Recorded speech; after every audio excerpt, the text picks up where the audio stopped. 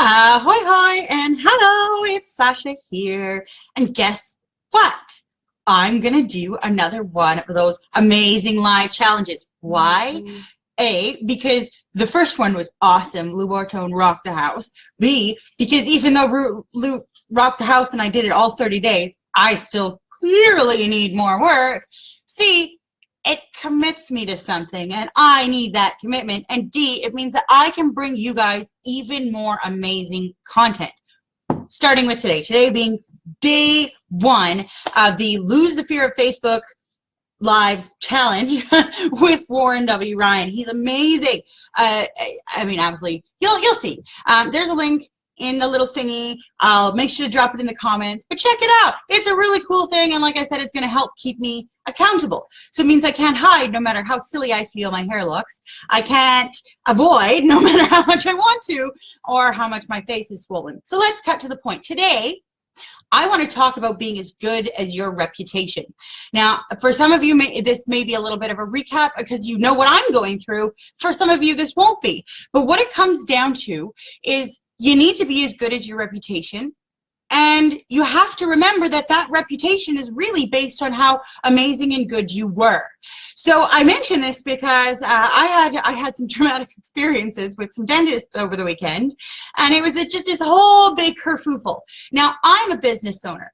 I believe that if I say something, do something, or don't act the way that I and my brand believe that we should be, and you call me out on social media, well, guess what? I probably deserve it. How I handle that will also speak to my character. So I believe that everybody, every business, whether you're a private dentist or you run a marketing agency, it doesn't matter. You should be held accountable to the people that you serve, and you should be always giving them your best, because your reputation is really just a culmination of what you've done for everybody and what they say about you when you're not around. So you want your reputation to be amazing and sparkly and shiny, but that means that you also have to be amazing and sparkly and shiny. So back to my dentist conundrum. So I saw a dentist, and the experience was less than fantastic. Now, in the way that is purely and entirely Sasha, I went online and I called this dentist out in a public local Facebook group where people do that. So I did absolutely nothing wrong, reached out, shared it with some local people, and imagine that. Because what the dentist did was wrong, and a lot of people agreed with that, there was a backlash. This led to both the dentist and ultimately the secondary dentist, long story, end up calling me because they were getting backlash from what was being said on social media. Now, what prompted this is that instead of turning around and dealing with the issue and being as good as their reputation says that they are, their decision was to turn around and instead make situations worse and ask me to take my post down.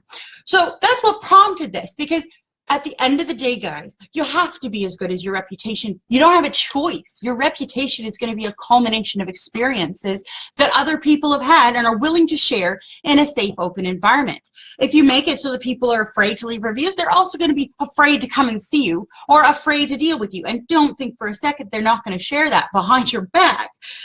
Begging people to leave amazing 5-star reviews in your profile, fan-freaking-tastic. But if you don't hold that up when you get those clients, when you're working with those people, that's your reputation. That's your loss. Now, I'm not saying I'm perfect.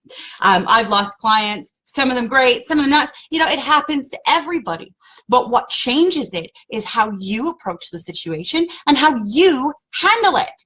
Okay, so we found out through this entire mess that the dentist made a big fuss, referred me elsewhere, canceled appointments, a whole bunch of stuff. The root cause is that she didn't feel she was strong enough to deal with the tooth in my mouth. Period, end of story. That was all it was. Now, instead of saying, this is why, here's how I can help you, which, by the way, I would have been totally fine with. I get that there's limitations to people's lives, jobs, and otherwise. Instead, it's excuses, lies, push off. It was just an absolute mess. So instead of taking something that could very simply be solved with being open and honest, and as good as I know her reputation used to be, instead, unfortunately, what happened was, well, that's not what happened. So I just want to urge you guys, if you do something, so let's say you start a project didn't go the way you wanted it to, things didn't work out the way you wanted it to, That's going to happen sometimes. It's called being human and experiencing life. Clients aren't always going to be the people you expect, and you're not always going to deliver the way that you think you should be able to. That crap will happen.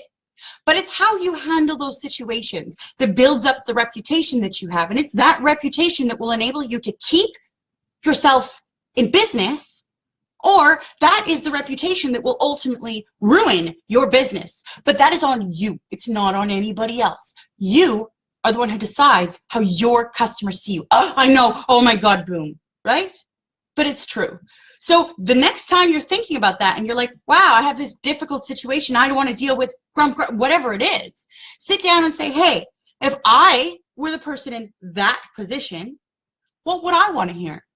Be as good as your reputation or better always. And that's how you find more business these days. It's not just about your advertising budget. It's not just about looking pretty. And I don't really have that down pat right now. It's not just about the magical words that you say. It's what you do, how you do it, and repeating that time and time again, that consistency to be something more. And that's what I want to challenge you to be. And that's why I'm doing this Facebook Live challenge. If you guys want to learn more about it, again, it's in the little, I don't even know, descriptor, whatever the hell you call those things. And I'll drop it in the comments below. Guys, check me out again tomorrow. I look forward to more topics. And let me know what you thought of today's chat. I would love to hear from you. Have a great day, guys.